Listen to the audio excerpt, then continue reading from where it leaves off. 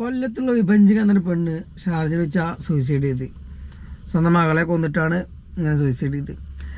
അപ്പോൾ ഭർത്താവിൻ്റെ അച്ഛനെതിരെയൊക്കെ പരാതികൾ ഡയറിയിൽ എഴുതിയിട്ടുണ്ട്. അതേപോലെ വോയിസുകൾ ഒക്കെ ഉണ്ട്.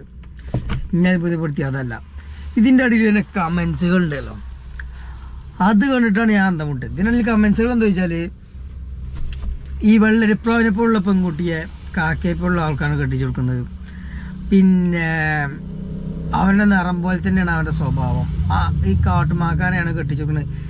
ഇങ്ങനെ തുടങ്ങി ഒരു തരം വർണ്ണവിവേചനം, അവനവൻ്റെ ഉള്ളിലുള്ള ഈ കറുത്തവരോടുള്ളൊരു വിദ്വേഷം ഉണ്ടല്ലോ, അതിങ്ങനെ പുറത്തിയാടി കൊണ്ടിരിക്കുക. ഞാനൊരു കാര്യം പറയട്ടെ, നിറമല്ല ഒരു മനുഷ്യൻ്റെ സ്വഭാവം തീർന്നേക്കുന്നത്.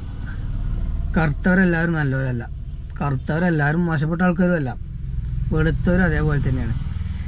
എന്തിൻ്റെ ബേസിലാണ് ഇങ്ങനത്തെ സംസാരിക്കുന്നത് എനിക്ക് മനസ്സിലായിട്ടില്ല. പണ്ട് രാമകൃഷ്ണൻ എന്നൊരു വ്യക്തി ഈ മോഹിനിയാട്ടം കളിക്കുന്നതിനെതിരെ സത്യഭാമ പറഞ്ഞൊരു കേട്ടിട്ടുണ്ട്, കറുത്ത് കാക്കയെ പോലെയുള്ള ആൾക്കാർ മോഹിനിയാട്ടം ചെയ്യാൻ പാടില്ല. അന്ന് അതിനെ എതിർത്ത ആൾക്കാർ തന്നെ ആയിരിക്കും ഇപ്പം ഇതുപോലുള്ള കമൻസുകൾ ഇടുന്നത്. മനസ്സിലാക്കുക. അങ്ങനെയാണെങ്കിൽ ആ സ്വഭാവം തന്നെ നിങ്ങൾക്കും. അതറിയാതെ ഉള്ളിനുള്ളിലുള്ള ആ സംഭവം അറിയാതെ പുറത്ത് ചാടിയതാണ്. ഞാനൊരിക്കലും അയാളെ സപ്പോർട്ട് ചെയ്ത് സംസാരിച്ചതല്ല, അയാൾക്ക് മാനസിക വിഷമം ഉണ്ടാക്കും നിങ്ങളുടെ കമൻറ്റുകൾ എന്ന് പറഞ്ഞതുമല്ല. ഇങ്ങനെയുള്ള കമൻറ്റുകൾ ഇടുമ്പോൾ അവനവൻ്റെ ഉള്ളിലെ വർണ്ണവിവേചനം പുറത്ത് കാണുന്നത്, അതാണ് പറഞ്ഞത്.